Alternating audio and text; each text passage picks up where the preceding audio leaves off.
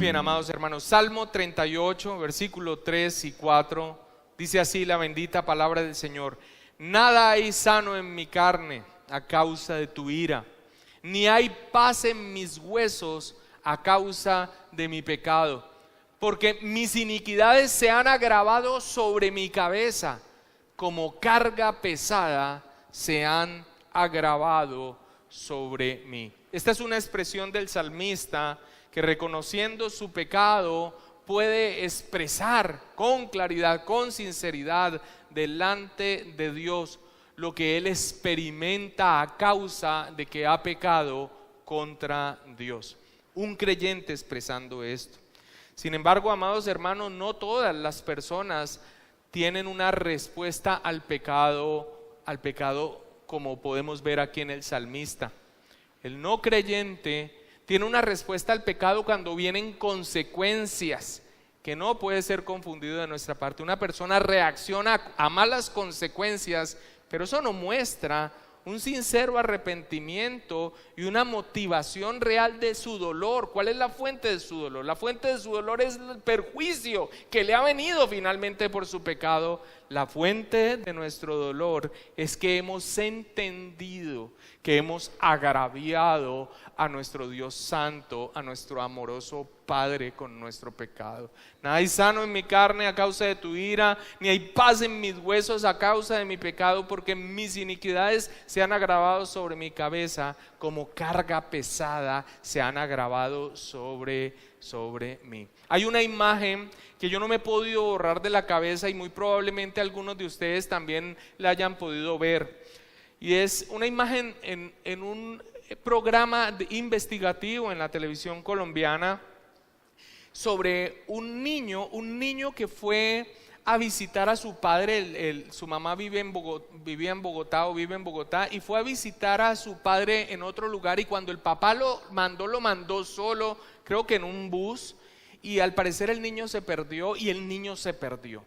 Y en un programa investigativo sobre la zona del antiguo Cartucho, en las imágenes de televisión también dieron imágenes de los niños y toda su adicción a las drogas, y la mamá de ese niño que lo había perdido lo reconoció y fue al programa de televisión, y a través de unas personas que ayudaron, documentaron todo ese encuentro. Ahora, la imagen a la que me voy a referir es la siguiente. Cuando al niño lo fueron preparando, ya un jovencito, tal vez unos 10 años, 9, 10 años, pero más o menos unos 3 o 4 años dentro del cartucho, con todo el consumo de bazuco y todo lo que tiene que ver esa vida de un niño abandonado que finalmente terminó allá metido. Pero la situación es esta, y esta es la imagen.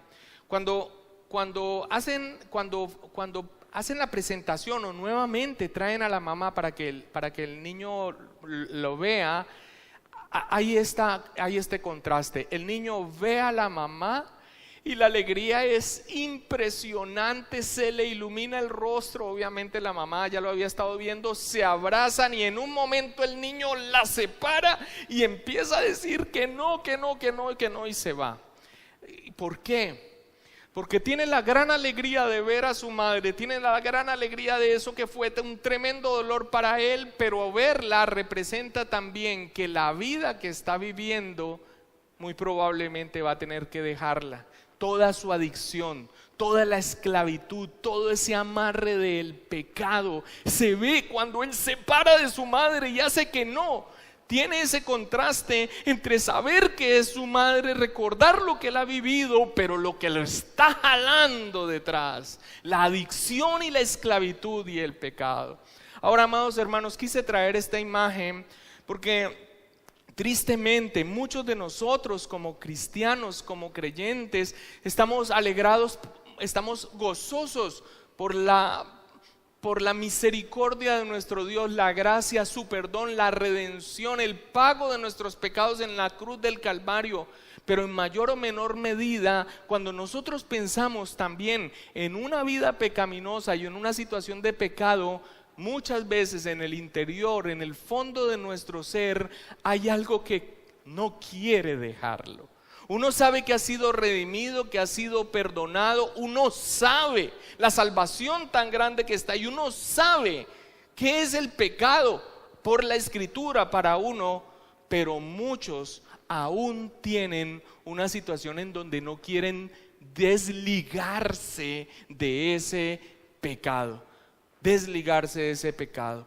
Y por eso es que muchos cristianos sinceros, salvos, arrastran situaciones de pecado porque aún se aferran a todo ese engaño que el pecado tiene en esa práctica continuada de él. Toda la mentira y el engaño de un placer, de un cubrimiento, de un evadirte de las situaciones de la vida, de una realidad, de un supuestamente darte todos los engaños de la mentira del pecado. Ahora, tal vez a usted le parezca contradictorio que se diga esto siendo nosotros creyentes que deberíamos aborrecer el pecado, pero mis amados hermanos, si nosotros aborreciéramos el pecado como debiéramos aborrecerlo, amado hermano, no habría menos pecado en medio del pueblo de Cristo. Es por eso que la importancia y la decisión que tomamos de exponer este tema de la mortificación del pecado, porque esta es la verdad. Hemos sido negligentes y hay muchos que están sumidos en unas condiciones deplorables y que son antitestimonio de lo que realmente son, a causa de que no han hecho su tarea de mortificar el pecado. Porque tal vez ven como ese niño a la mamá, vemos nosotros la gracia del Señor, la reconciliación en Cristo Jesús, pero no queriendo soltar todavía áreas de vida y haciéndolas morir en nuestra vida y arrastrándolas en el día a día de nosotros como cristianos, una cosa que es inadmisible para la honra de Cristo y para el perjuicio nuestro y de quienes nos rodean. 7 pautas para mortificar el pecado después de haber hecho toda la tarea doctrinal de la exposición en los 2 sermones. 7 pautas para mortificar el pecado son los que vamos a ver en estos 2 sermones restantes. Hoy vamos a ver 2 de estas pautas. Ahora, como lo mencioné, como una aplicación, como un consejo práctico para poner en marcha, para hacer la tarea diligente, donde espero que hayamos sido persuadidos en los sermones anteriores a dejar aquello que definitivamente no glorifica al Señor, no produce ningún bien y solamente está prolongando un engaño en medio de la vida del creyente que no tiene por qué seguir así. Alguien lo ilustró de esta manera. Es algo que es real. Los elefantes pequeñitos en un circo los amarran la pata con una estaca. Ellos intentan, cuando sienten ese amarre, a soltarse muchas veces. Lo increíble es que cuando son unos animales gigantescos siguen con la misma estaca. ¿Por qué no se liberan si ahora pueden hacerlo? Porque ya están habituados, ya renunciaron, pensaron que no podían hacerlo porque cuando pequeñitos realmente no podían hacerlo. Pero ahora grande fuera simplemente de que moviera su pata y fuera librado de esa estaca que los tiene allí amarrados. Y eso ilustra un poco lo que pasa con muchos creyentes. Tal vez trataron infructuosamente sin las bases o se rindieron y no fueron persistentes, no cumplieron su tarea como un deber perpetuo y esgrimen la palabra de no puedo. No, hermano, si es un verdadero creyente en el que habita el Espíritu Santo, tiene el poder para mortificar el pecado.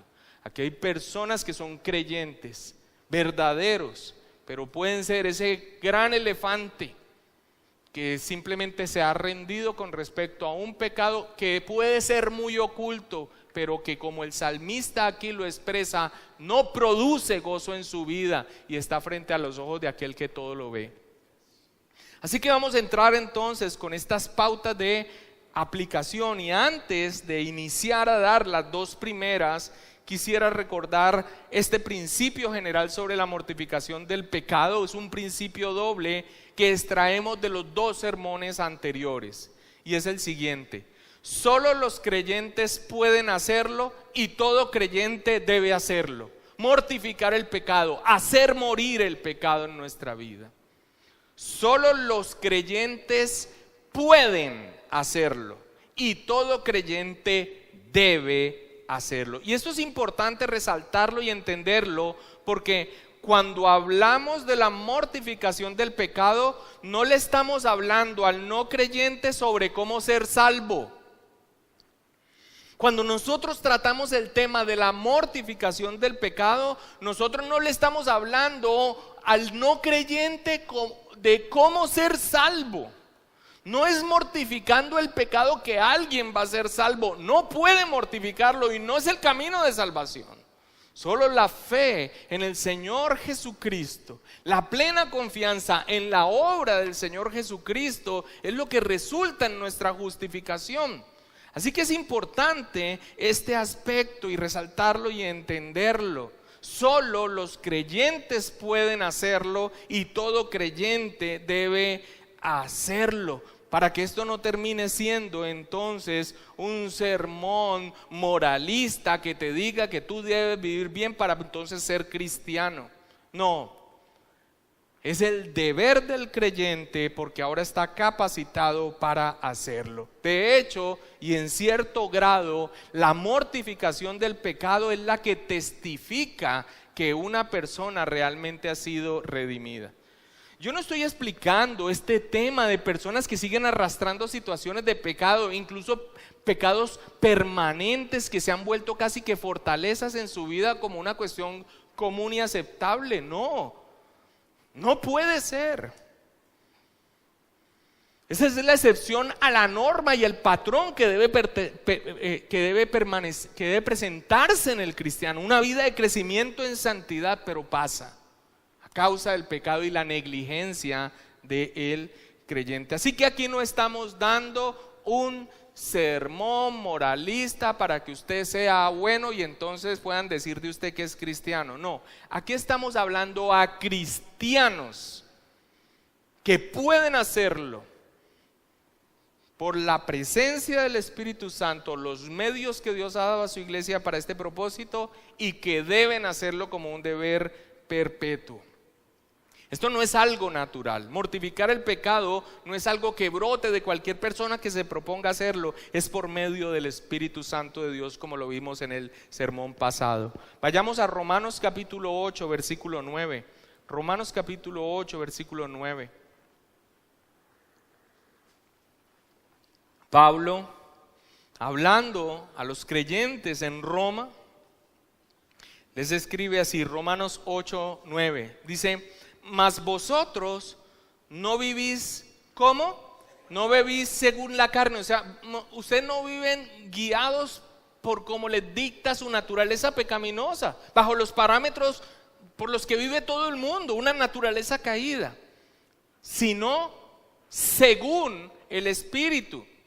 Si es que el Espíritu de Dios mora en vosotros. Y si alguno no tiene el Espíritu de Cristo, no es de él.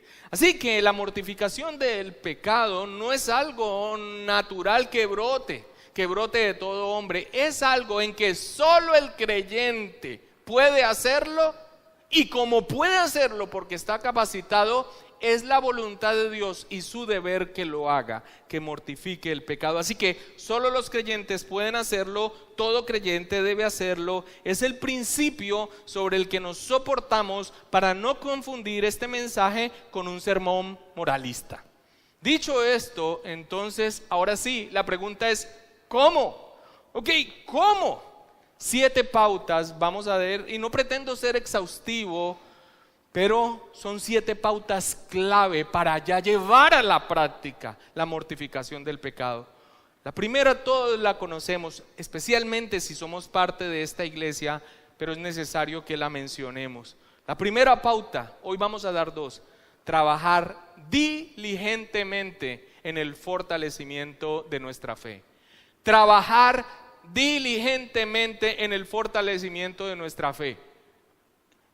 Tristemente, al día de hoy, dentro de una iglesia cristiana, tengo que decir a qué me estoy refiriendo con nuestra fe. Porque para muchos fe es algo así como el poder místico cuando yo le pongo ganas a algo para que resulte. No, amados hermanos, esta no es la fe bíblica. Richard Baxter, hablando de esta labor de trabajar diligentemente en el fortalecimiento de la fe, de alguna manera también nos define de qué es que estamos hablando.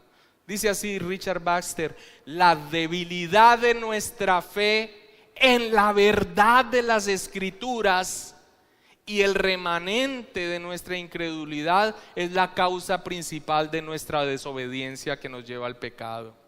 Así que fortalecer la fe es fortalecerlo todo. Así que cuando estamos hablando que debemos trabajar diligentemente en el fortalecimiento de nuestra fe, es trabajar diligentemente en el fortalecimiento de nuestra confianza en Dios. ¿Y en qué manera nosotros podemos confiar en Dios? Cuando nosotros conocemos a Dios y conocemos su voluntad. ¿Y cómo lo conocemos? No por lo que me parece, no por lo que yo creo que Dios debe desear o que es su voluntad, sino porque Él lo ha dejado claramente en su bendita palabra. Así que trabajar diligentemente en el fortalecimiento de nuestra fe es volvernos doctos en la bendita palabra del Señor. Ese es el fundamento y la base. Sin conocimiento doctrinal de las Escrituras, finalmente vamos a terminar confiando en algo que Dios no ha dicho, que no es su voluntad, que finalmente nosotros podemos ponerle toda nuestra fuerza, toda nuestra confianza, como se la ponemos a una pata de conejo. Infructuosamente, para nada, místicamente. Trabajar diligentemente en el fortalecimiento de nuestra fe es conocer su bendita palabra, porque solo conociendo su bendita palabra conocemos nosotros a Dios y podemos entonces confiar en lo que Él ha dicho. Acompáñame a 2 de Tesalonicenses capítulo 1 versículo 3 al 4 y mira cómo se refiere el apóstol Pablo a los tesalonicenses que han hecho su tarea. Y en este mismo texto de 2 de Tesalonicenses 1, 3 al 4 también nos muestra cuál es el resultado de haberse fortalecido en la fe al haber hecho su tarea.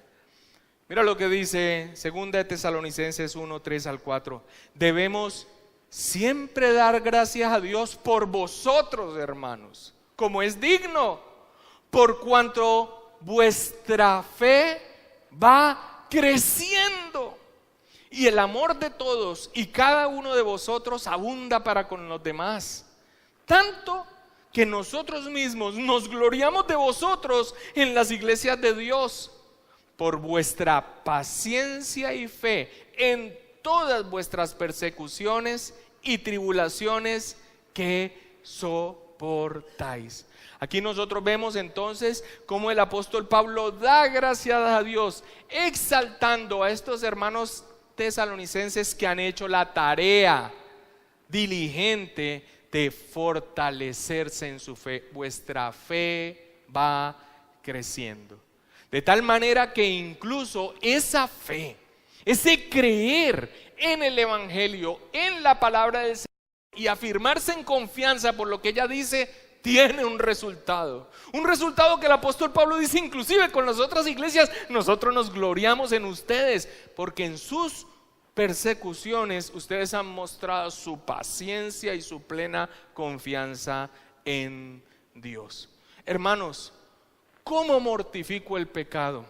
Con ignorancia no lo vas a hacer por más ganas que les metas. Algunas personas a veces tienden a cuestionar a las iglesias bíblicas por su énfasis en el estudio. Alguien le dijo en una oportunidad al pastor Julián: es que ustedes son bibliólatras, algo así, como que idolatraban la Biblia. Obviamente como un elemento, no, pero lo que la palabra del Señor es, lo que la Biblia es, por supuesto. Es más, en la palabra del Señor muchas veces se menciona a ella misma, a la palabra, como un sinónimo de referencia a Dios mismo. Por supuesto que el libro como tal, como cualquier cosa que es preciada, la tenemos por cuidado, pero no es un amuleto. ni nos transmite su sabiduría por ósmosis debajo del brazo. Pero el aprecio que tenemos por la palabra de Dios es finalmente el resultado o redunda en lo que nosotros amamos nosotros a Dios. Es por medio del conocimiento de su palabra. Así que cualquier señalamiento de un énfasis desmedido en el estudio de la palabra del Señor no tiene ningún sentido, amados hermanos. Ignorantemente, con ignorancia, nadie podrá mortificar el pecado. Nadie podrá mortificar el pecado. Es más, una débil fe, una falta de conocimiento en la palabra y por lo tanto confiar en algo seguro y certero hace que el creyente, aún el verdadero creyente, pose sus ojos tan solo en las cosas de este mundo. Baxter también dice al respecto: la débil fe convierte a los creyentes en mundanos, solo ven esta vida presente. ¿Por qué? Sin el conocimiento de las Escrituras, sin tener presente continuamente la esperanza que nosotros tenemos en Dios, cuál es nuestra ciudadanía, las promesas que se cumplen en Cristo Jesús y lo que Él ha ganado para nosotros, pues por supuesto que el cristianismo se convierte en una vida de fórmulas para que me vaya bien aquí. Y finalmente bajamos nuestros ojos a este plano solamente. El fortalecimiento de nuestra fe, del conocimiento de la palabra, depositando en nosotros plena confianza en lo que ella dice, nos levanta nuestros ojos a nuestra verdadera ciudadanía, que es celestial.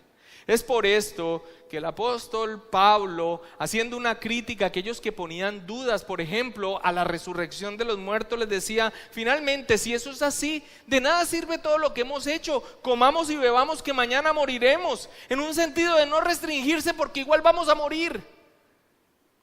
Este es tan solo un ejemplo de cómo impacta el conocimiento de la Escritura y la confianza que nosotros tenemos en lo que Él ha dado en su palabra, para que nosotros realmente vivamos una vida que agrada al Señor, que trasciende al día a día, que tenemos que afrontar, pero con nuestros ojos puestos en la eternidad. El débil en la fe, la debilidad en la fe finalmente convierte a los creyentes en mundanos. Solo ven esta vida presente. Mucha razón tenía. Ahora, ese no es el camino que se espera de un creyente. Porque todo lo que es nacido de Dios, hablando de quiénes, de los creyentes, vencen al mundo. Y esta es la victoria que ha vencido al mundo: nuestra fe. Si realmente vamos a mortificar el pecado, nosotros debemos fortalecer nuestra fe. Debemos conocer la palabra del Señor para que se acreciente nuestra confianza en lo que ella dice. Conocer al Dios Santo por medio de su revelación, la palabra del Señor, y afirmarnos en ello. Solo de ese modo, solamente conociendo la palabra del Señor, por ejemplo, en cuanto a este tema, nosotros vamos a creer lo que ella dice acerca del pecado, verlo en su justa dimensión. Solo de ese modo, entonces, viéndolo en su justa dimensión, podremos usar los recursos que nuestro Dios ha dado para vencer al pecado, y no tratar de inventarnos medios infructuosos, como ya fue explicado aquí, que nada hacen en contra de los apetitos de la carne. Así que, ¿cómo puedo fortalecer mi fe? Escudriñando las Escrituras día a día. Yo sé que hay personas que salen desilusionadas en una consejería con los pastores de esta congregación, cuando el primer punto que les ponen a cumplir en medio de una situación, después de escuchar, es: ¿en qué espacio de edificación de la iglesia estás del conocimiento de la palabra del Señor? ¿Y esto qué tiene que ver? ¿Y los problemas con mi marido qué tienen que ver con un seminario en la iglesia? ¿Qué tienen que ver con un aprendizaje de teología o de Biblia? Todo. todo. Si tú no conoces la palabra del Señor, ¿cómo entonces vas a poder afrontar el día a día como creyente? ¿En tu propia sabiduría? ¿En lo que te parezca? ¿Acaso el pastor iba a tener un tip para que tú hagas esto y aquello y la cosa se resuelva? No, incluso para que aquel hombre con el que estás casado, un impío que sigue en su condición, tú puedas glorificar con tu vida al Señor, aún llevando una vida difícil como lo es estar casado con una persona que no es creyente, glorificando al Señor. Y también cerrando todo camino que uno sabe que al Señor no agrada ni glorifica, como la salida fácil de un divorcio. Solamente conociendo la palabra, solamente en el día a día y la instrucción de ella, por ejemplo, con respecto a la mortificación del pecado, le veremos en su correcta dimensión al pecado y podremos saber los recursos que Dios nos da en su palabra para mortificarlo. ¿Cómo inicia la vida de un creyente? Lo vimos en la semana pasada, por un obrar del Espíritu Santo poderosamente, trayendo a vida espiritual a ese muerto espiritual. Pero ¿qué está acompañado siempre?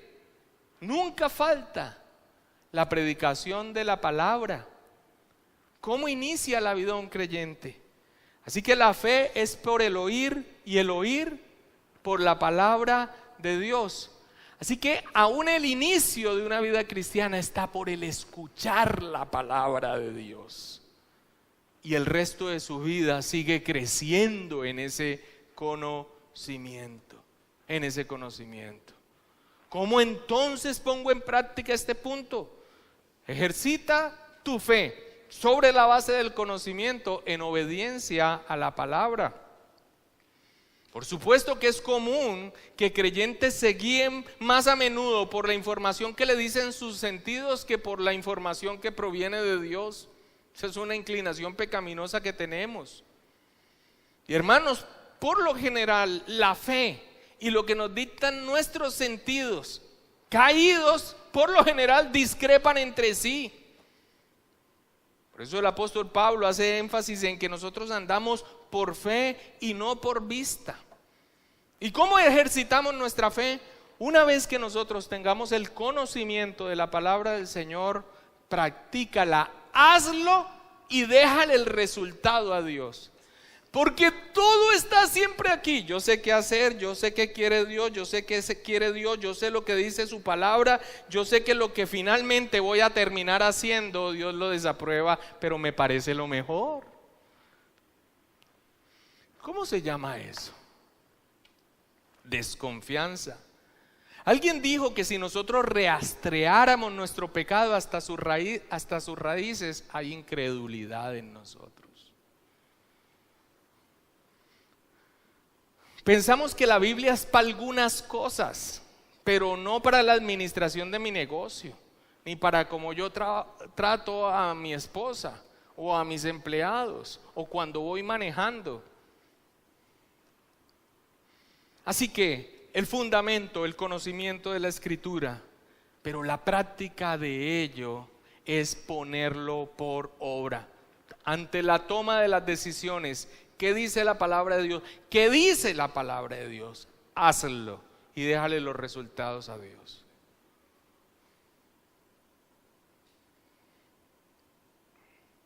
Y es así como nosotros nos vamos ejercitando en nuestra confianza en Dios. ¿Por qué muchos hoy en día no mortifican efectivamente el pecado? Porque probablemente tengan el conocimiento en la palabra, pero no les parezca que sea lo más sabio para aplicar en cuanto a un tema en particular. Todos caemos en eso en algún momento. Fortalecernos en nuestra fe, no solamente el conocimiento, sino la obediencia a lo que la palabra dice. 3 palabras definen el proceso que todo cristiano debe vivir: ortodoxia, ortopraxis y ortopatía. Ortodoxia, un correcto conocimiento. Saber cuál es la voluntad de Dios, qué le agrada a Dios, qué no le agrada a Dios, cuáles son los principios, qué es lo que Él quiere que yo haga en mi vida con las diferentes áreas. Allí lo encontramos directa, indirectamente, como principio, y finalmente, si no lo encontramos, clamamos por su sabiduría y que yo no vaya en contra de otra cosa que Él diga en su palabra del Señor cuando tome una decisión. Conozco ortodoxia, pero después debo hacerlo. No lo siento, no me parece. Hazlo. Ortopraxis, hazlo, llévalo a la práctica. Después, como la misma escritura dice, podrás comprobar la buena voluntad de Dios, que es agradable y perfecta. Conoce, hazlo, para que entonces puedas ver y comprobar, sentir, ortopatía, darte cuenta de manera experimental que sí, Dios tenía razón. Primer punto entonces. Y el segundo punto, la segunda pauta de mortificación del pecado es trabaja por mantener una conciencia, la mente. Trabaja por mantener una conciencia, una mente, un claro sentido de la culpa, un claro sentido del peligro del pecado y un claro sentido de la maldad de ese pecado específico sobre el cual estás luchando. Punto número 1, trabaja diligentemente por fortalecer tu fe. Ya expliqué. Punto número 2, trabaja por mantener un claro sentido de la culpa del pecado, ya voy a decir en qué sentido, del peligro del pecado y de la maldad de ese pecado que estás cometiendo de manera continua. Ahora, este es el momento donde ojalá te vieras como el niño de la televisión. Hay algo en lo profundo de tu ser que probablemente esté diciendo, pero no lo quiero hacer. Pero no lo quiero hacer.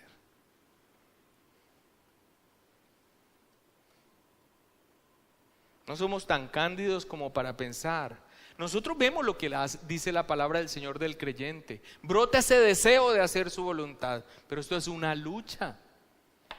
Hay un remanente de pecado. Y eso que tal vez te impulsa, tienes esto, pero si el Señor está haciendo una obra en ti y estás siendo redarguido esta misma noche con lo que estás escuchando y tienes en tu mente aquello que tú sabes que es una abominación para Dios y que estás haciendo continuamente, empieza a hacerlo. ¿Cuál era el camino hacia donde debía correr ese niño? Hacia su mamá y hacia esa vida fuera de ese antro en el que se encontraba. Pero ¿cuál fue la reacción? Todavía no, todavía no, todavía no.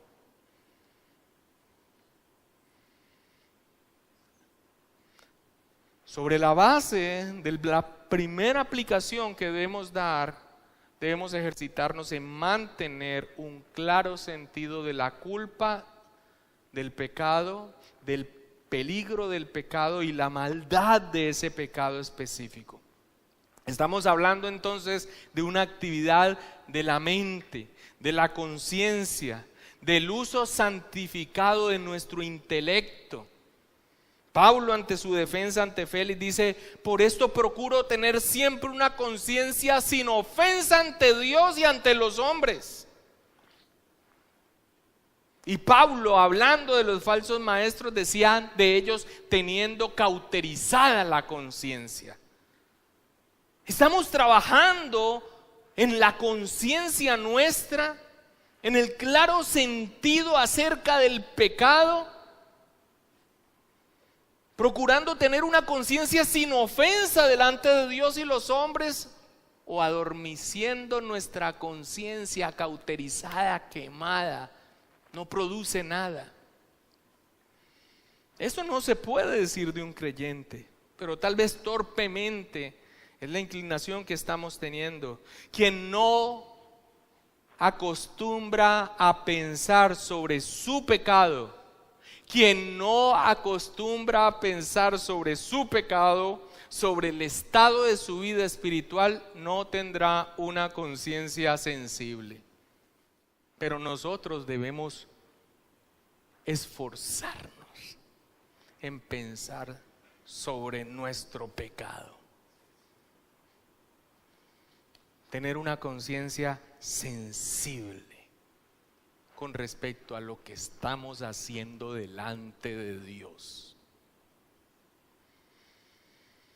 Y el primer aspecto en este mantener ese claro sentido va con un claro sentido de culpa.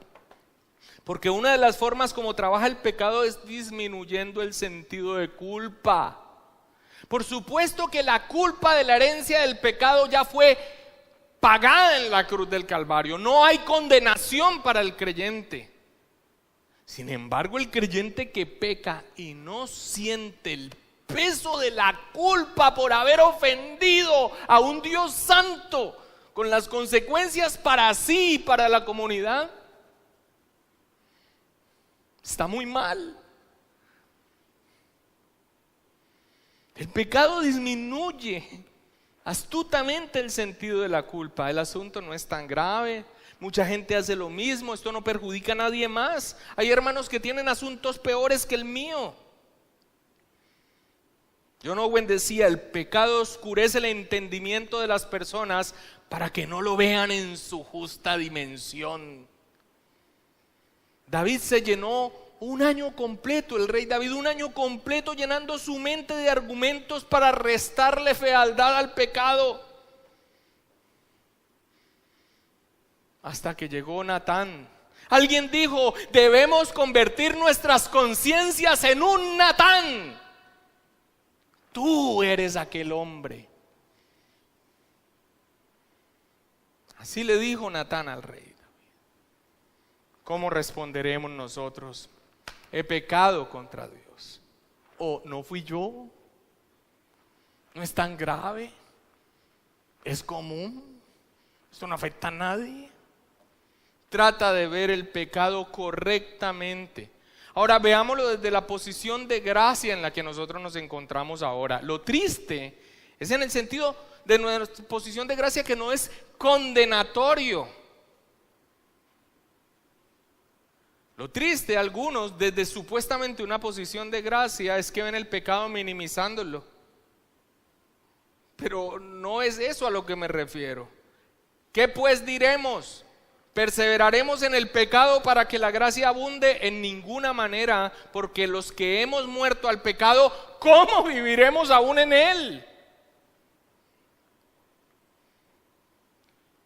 Ver el pecado correctamente desde la posición de gracia no es minimizarlo, sino saber y experimentar el gran amor de Dios a pesar de nosotros, para tener una respuesta.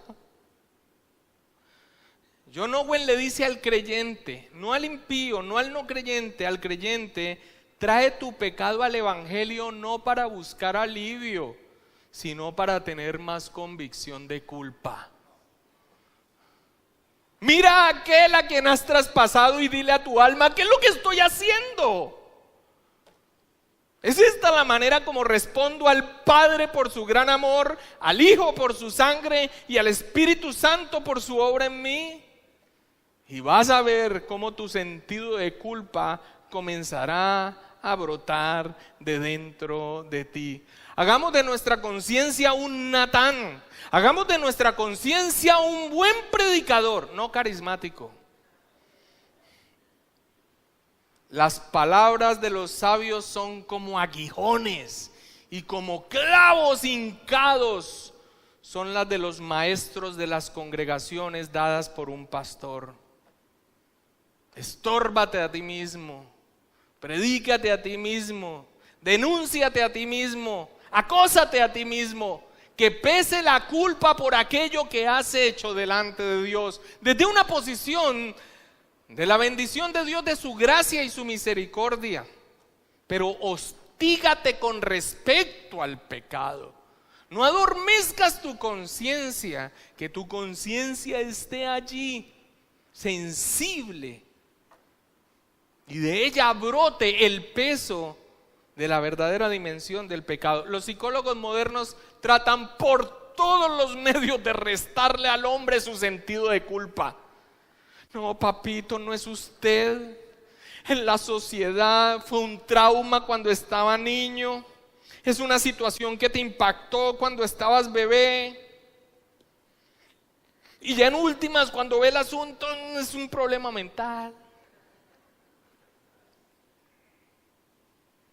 Aún con un problema de algún tipo de desequilibrio físico, el creyente, aún con un problema médico que lo puede haber, si no identifica su responsabilidad de pecado, tal vez empiece a solucionar su problema médico, pero no va a mortificar su pecado. Y eso se convierte en un círculo vicioso. Uno puede identificar un problema médico, pero si yo me resguardo en que yo soy un marihuanero, un alcohólico, una persona inclinada hacia cualquier área de pecado, que porque tengo un problema y no acepto la culpa por mis actos delante de Dios y soy un verdadero creyente, va a seguir en ese círculo continuamente. Los psicólogos están pasando por alto que la culpa debe ser un dolor del alma que Dios ha dado para que busque un remedio. Owen decía, las úlceras más peligrosas son las que no tienen dolor. Qué bueno es el dolor. ¿Cuál fue el obrar del Señor Jesucristo con la mujer samaritana tan descortés? Le estaba hablando de otra cosa y le dice, 5 maridos has tenido y aún el que tienes tampoco es tu marido.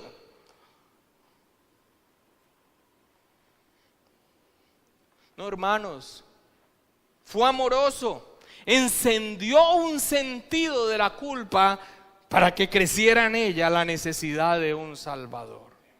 Si vas a mortificar el pecado, trabaja por mantener en tu conciencia un claro sentido de la culpa por el pecado. Trabaja por mantener un claro sentido del peligro del pecado. Uno de los peligros del pecado no mortificado es este. Estamos pasando de un sentido de la culpa. Ahora, todos estos son aspectos de la mente, de la conciencia. Todos estos son aspectos entonces de una mente santificada, de un intelecto santificado. Mantener el sentido de la culpa, mantener claro el sentido del peligro del pecado. Y uno de los peligros de un pecado no mortificado es el siguiente, que va endureciendo tu corazón. Lo que antes te agobiaba y sabías que no estaba bien, no mortifiques ese pecado y después, lo que antes te podía quitar el sueño, lo que antes, ¿qué te pasa? Y uno sabía que era después. Mira la advertencia que da el escritor de Hebreos contra el resultado de o lo que puede resultar en una apostasía, la negación de la fe. Pero quiero que lo veamos aquí como una advertencia para el creyente. Hebreos capítulo 3, versículo 12.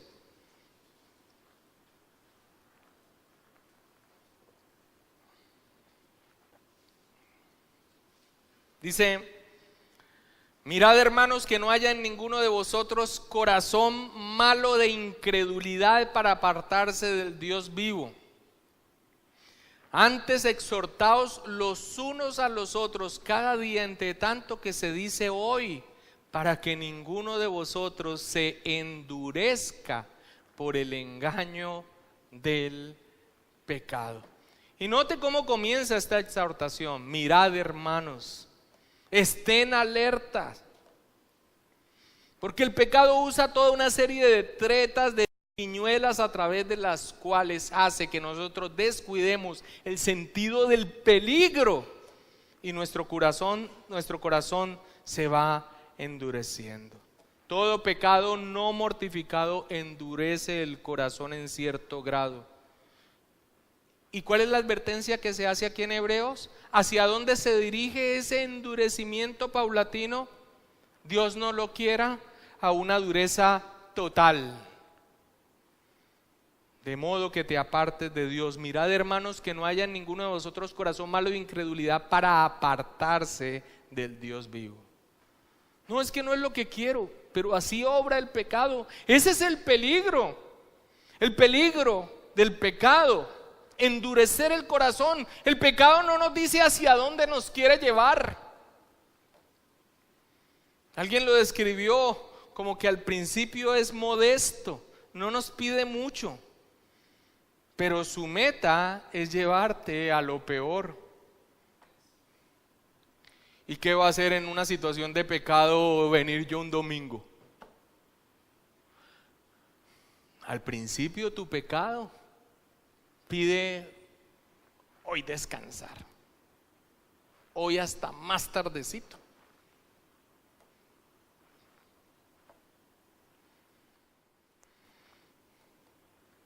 Al principio es modesto, pero para nosotros ya es un clásico ver que alguien empieza a faltar y uno ya sabe hacia dónde se dirige. Uno ya sabe hacia dónde se dirige. El pecado no nos dice hacia dónde nos quiere llevar. Así que, hermanos, si la palabra de Dios está haciendo poca mella en tu alma, ya sabes que allí hay cierto grado de dureza de corazón. Endurece el corazón, ya no te afecta. El otro peligro es que acarrea la corrección temporal de nuestro Dios. Todos conocemos los textos de la disciplina de Dios que viene a causa del pecado en los creyentes. Ahora, no estamos diciendo que Dios siempre nos reprende de una manera como el texto bíblico: si dejaren sus hijos mi ley, no anduvieran en mis juicios y profanaren mis estatutos y no guardaren mis mandamientos, entonces castigaré con vara su rebelión y con azotes sus iniquidades. Pasa, pero en oportunidades y en su soberanía su reprensión es más como una mirada como la que el Señor Jesús le dio a Pedro en su negación, y esa a veces es más dolorosa para el verdadero creyente. Pero ninguno de nosotros, aunque sea un medio que Dios usa para nuestra edificación, ninguno de nosotros quiere ser reprendido por un padre bravo.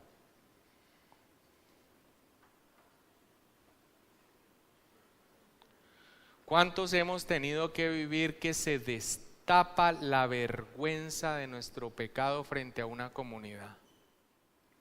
Jehová, no me reprendas en tu furor, ni me castigues en tu ira, porque tus saetas cayeron sobre mí ha descendido tu mano. Nada hay sano en mi carne a causa de tu ira, ni hay paz en mis huesos a causa de mi pecado, porque mis iniquidades se agravaron sobre mi cabeza, como carga pesada se han agravado sobre mí. Uno de los peligros del pecado para los verdaderos creyentes es que pueden esperar en su torpeza la disciplina de Dios. Nuestro Dios es santo, santo, santo. Y su reprensión, como la de un padre cuando castiga justamente, produce dolor.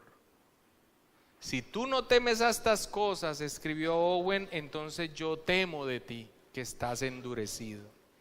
Y un tercer peligro, y esto no es exhaustivo, pero es importante, estos tres aspectos, es que el creyente que no mortifica el pecado, uno de los peligros es que va perdiendo la paz. Uno puede tener deudas, enfermedad, lo que sea, pero perder la paz con Dios, levantarme yo en la mañana y saber que hay una situación en la que Dios está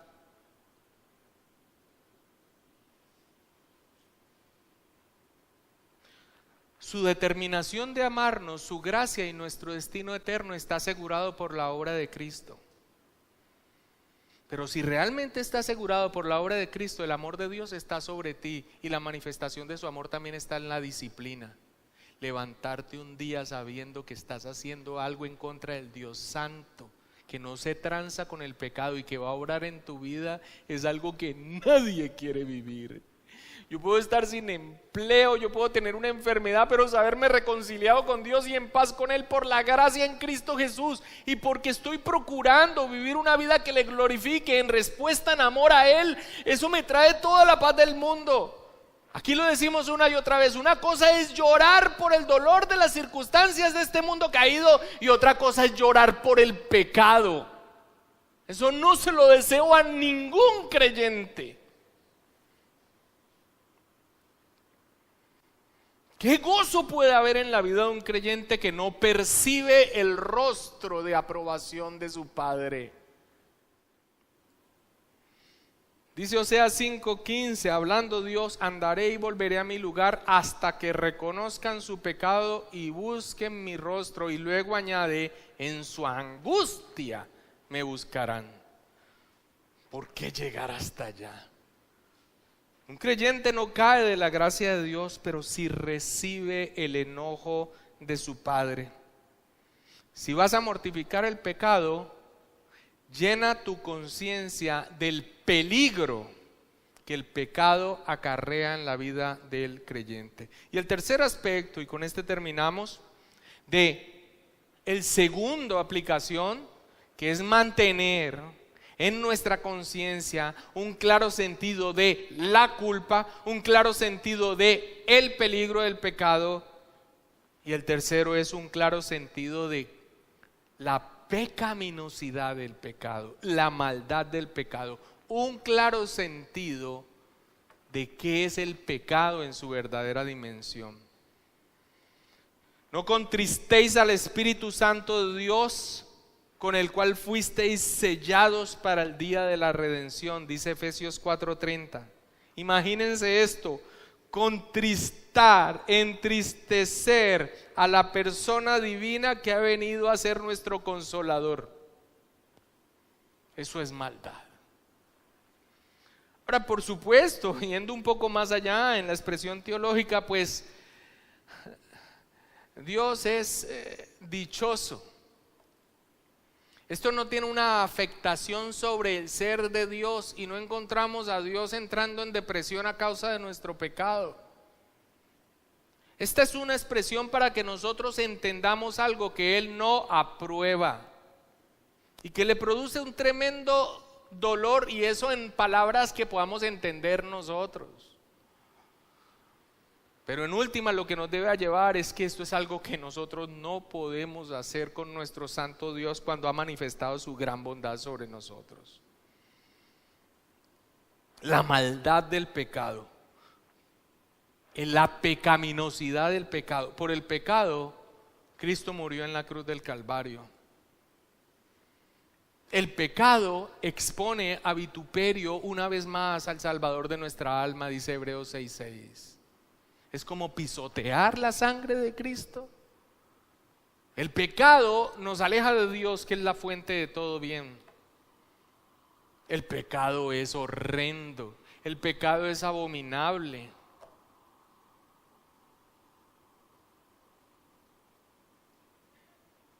Si nosotros consideramos todas estas cosas, podrás considerar ese pecado específico en el que tanto estás luchando y que tanto te seduce en su verdadera dimensión de iniquidad. Si no miras tu pecado con un fuerte sentido de culpabilidad, si no lo contemplas como un grave peligro para tu alma, como algo que está lleno de maldad, no te vas a dedicar con firmeza a mortificarlo. Si no miras tu pecado con un fuerte sentido de culpabilidad, de responsabilidad tuya, si no lo contemplas finalmente a las consecuencias de él, el peligro de él para tu alma, y como algo que está lleno de maldad y que Dios aborrece, no te vas a dedicar con firmeza a mortificarlo. a darle muerte. ¿Lo vas a tolerar? ¿Te va a endurecer? ¿Lo vas a aceptar? Y te va a arruinar tu peregrinaje en esta vida, donde pudiendo glorificar al Señor, vives una vida que finalmente serás salvo, así como por fuego, como dice la Escritura, raspando. Hay un gozo inefable, pero la Escritura dice que será como un sentido de pérdida, aún en ese momento escatológico. Las otras directrices más prácticas que vamos a ver de cómo mortificar el pecado, escúchenlo, no sirven de nada si no nos convencemos que el pecado tiene culpa, de que el pecado tiene graves peligros para nuestra alma y que el pecado está lleno de maldad. Trabaja por mantener en tu mente y en tu conciencia un claro sentido de estas cosas. Padre, te damos gracias por tu bendita palabra, Señor.